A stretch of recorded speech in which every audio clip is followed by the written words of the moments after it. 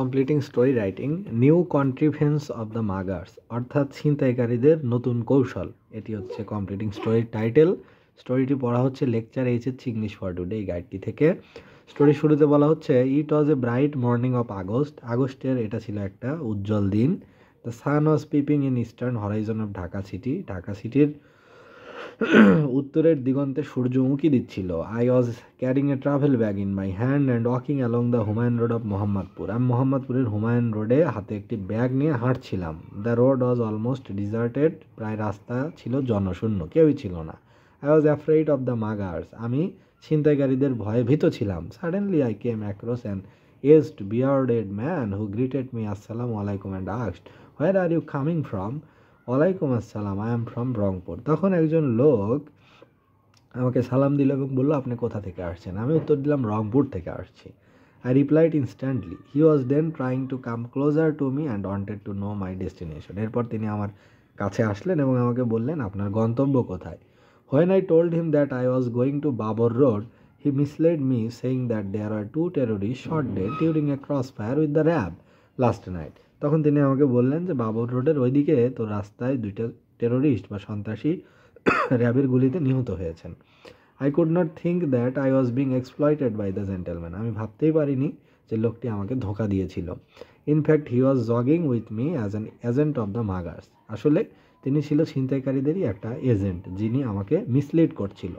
A number of policeman were patrolling there in civil dress, he added. তিনি যুক্ত করলেন যে কয়েকটি পুলিশ ওখানে ওই পুলিশ চৌকি বসিয়েছে, অর্থাৎ নিরাপত্তা চৌকি বসিয়েছে, তারা মানুষকে তল্লাশি করছে এবং সেখানে একটা আইনি ব্যবস্থা বা জটিলতার সৃষ্টি হয়েছে। I just reached Dhaka by a night coach from Rangpur. আমি রংপুরে থেকে ঢাকায় নাইট কোচে এসেছি। So I believe the story, তাই আমি গল্পটি বিশ্বাসও করলাম। Being a solitary passer by, I spoke to him about his whereabouts while we are walking side by side. একজন নিঃসঙ্গ পাসার ভাই, অর্থাৎ আমি একা একাই ছিলাম, আমি তার সাথে কথা বললাম সে কোথায় থাকে, কি করে, যখন আমরা হেঁটে যাচ্ছিলাম তখন। When we arrived at the turning to the Babar road, যে মাত্র বাবর রোডের টার্নিং পয়েন্টে আমরা আসলাম, the gentleman turn to the opposite direction, তখন তিনি বিপরীত দিকে চলতে শুরু করলো। It was more interesting that I was referred to a tall stout man who rushed to me and forbid me to go ahead because of the chaotic situation. এবং তিনি আমাকে রিফার করলেন একটি লোকের কথা, তিনি একজন লম্বা স্টাউট বা শক্ত সমর্থ লোক, যিনি আমাকে নিষেধ করলেন এই দিকে না যাওয়ার জন্য, কারণ ওই দিকে অনেক হট্টগোল হচ্ছে। He also described it as grave as the man told me previously.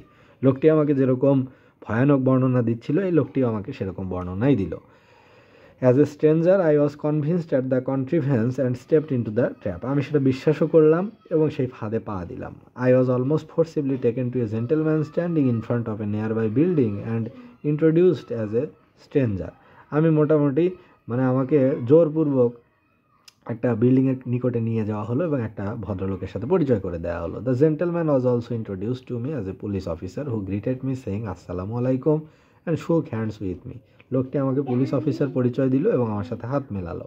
He was above 50, বয়স হবে 50-এর উপরে। He inquired me of my whereabouts, আমি কোথায় থাকি, কী করি, এগুলো জিজ্ঞেস করলো। At first I believe the man though he was in civil dress. প্রথমে আমি তাকে বিশ্বাসই করেছিলাম যদিও লোকটি সিভিল ড্রেসে ছিল, but I began to doubt him when he asked me to show him the money I had. কিন্তু আমার সন্দেহ হলো যখন সে আমাকে বলল যে আপনার কাছে কত টাকা আছে সেগুলো দেখান। What will you do with the money? আপনি টাকা দিয়ে কি করবেন? I asked hesitatingly, অর্থাৎ আমি দ্বিধান্বিতভাবে, বলতে সংকোচ করছিল, তারপরেও বললাম যে টাকা দেখে কি হবে।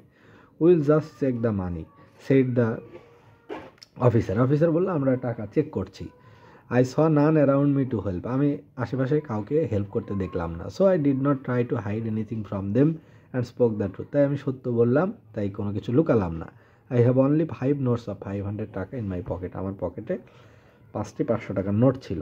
Do take them out at once. টাকাগুলো এক্ষুনি বের করো। The officer অফিসার আমাকে বলল। Will only check whether they are force. আমরা আসলে মিলিয়ে দেখছি যে টাকাগুলো জাল কিনা, ফোর্স বা নকল কিনা। I could not but give him the money. আমি তাকে টাকা না দেখিয়ে পারলাম না, কারণ আমি এখানে একা একা, আমি বেশ শঙ্কিত বোধ করছিলাম, তাই আমি ভয়ে এবং অনেকটা ভীত হয়েই টাকাটি বের করে দিলাম। Then he order the other man to take the notes and go to the office. তখন সে আরেকটি লোককে বললো টাকাগুলো নিয়ে যাও এবং অফিসে নিয়ে যাও, নিয়ে চেক করো। I was surprised and asked, আমি বিস্মিত হলাম এবং বললাম, why is he going away with the money, সে টাকা নিয়ে যাচ্ছে কেন? Don't worry, he will come back soon, replied the officer. তখন অফিসার বললো, না, ও টাকা নিয়ে যাচ্ছে, চেক করবে যে whether the money are forged or not, টাকাগুলো জাল কিনা নকল কিনা, ও আবার ফিরে আসবে। He then charge me to tell him anything more valuable with me, তখন তিনি আমাকে বললো যে আপনার কাছে মূল্যবান আর কোনো কিছু আছে নাকি। Showing my mobile phone set, I told him that nothing valuable was with me except that, তখন আমি আমার মোবাইল ফোন দেখিয়ে বললাম এই মোবাইল ছাড়া আমার কাছে আর মূল্যবান কিছু নেই। He did not take the phone set but took down the number only, সে আমার মোবাইলটা নিল না, তবে ফোনের নাম্বারটা নিল। Suddenly a microbus came and stop there, হঠাৎ একটি মাইক্রোবাস সেখানে আসলো এবং দাঁড়ালো। He asked me to see the other man who take away my money, I notice the other man elbowing me from a stone's throw distance, আমি তখন দেখলাম যে অন্য পাশে যে লোকটি টাকা নিয়েছিল সে আমাকে বললো, ওই দেখুন ওই লোকটা এসেছে যে টাকা নিয়ে গিয়েছিল। এবং ওই লোকটি আমাকে হাত নাড়িয়ে ইশারা করছিল, বেশ কাছেই, আমার কাছাকাছি থেকে ইশারা করছিল তার দিকে যাওয়ার জন্য। As soon as I move to the man, আমি যেমাত্র লোকটির কাছে গেলাম, the officer disappeared from the scene, তখন সেখান থেকে অফিসার ইতিমধ্যে চলে গেল, অর্থাৎ সে হয়তো মাইক্রোবাসে উঠে গেছে বা অন্য কোনো দিকে চলে গেল। The sooner was I moving to the other man the quicker he was running away, এবার যে লোকটি আমার কাছ থেকে টাকা নিয়ে গেছিলো চেক করার জন্য, তার নিকটে আমি যেতে লাগলাম, সেও সেখান থেকে দৌড়াতে শুরু করলো। I was aware that I was in a trap of the muggers and it was a new contrivance, আমি বুঝতে পারলাম যে এটা আসলে ছিনতাইকারীদের একটা নতুন ফাঁদ, নতুন কৌশল, এবং আমি সেই কৌশলে পা দিয়েছি। But I could not help yielding to my fate, কিন্তু এটি মেনে নেওয়া ছাড়া আমার আর কোনো উপায় ছিল না, because I was helpless and I was in a situation where I had nothing to do, আমি এমন একটা অবস্থায় ছিলাম যেখানে আমার কোনো কিছু করার ছিল না, আমি আসলে পরিস্থিতির শিকার হয়েছিলাম। I was the victim of the consequences of the situation, এটা ছিল আমার অবস্থা। তো এটা আসলে একটা কমপ্লিটিং স্টোরি, কীভাবে একটা লোক কীভাবে মাগার্সদের একটা নতুন কন্ট্রিভেন্স বা নতুন ট্র্যাপে পা দেয় এবং কীভাবে সে তার টাকা খোয়ায়, এটি সেরকমই একটা গল্প। তো এই গল্পটি পড়া হলো lecture HS English for today এই গাইডটি থেকে।